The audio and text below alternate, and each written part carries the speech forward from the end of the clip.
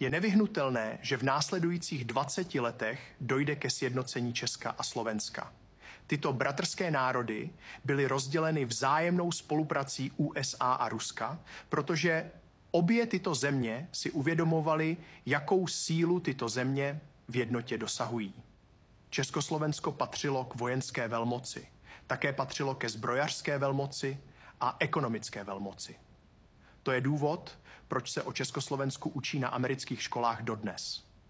Dohoda mezi USA, Ruskem a částečně Německem, Francií a Velkou Británií zněla jasně.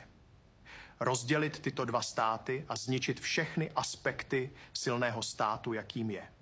I když rozdělení bylo mírumilovné, rozdělily se rodiny, přátelství, mezi státy se vytvořila hranice. Byl to zločin, na kterém se podíleli i vládní politici obou zemí, kteří dostali za toto rozdělení stovky milionů od USA a stovky milionů získali rozdělením majetku občanů Československa. V každém případě, i když se obě země snaží tvářit, že nejsou již propojené, své DNA nezmění, obě země se nakonec sjednotí a takové sjednocení by mohlo vytvořit novou světovou mocnost století.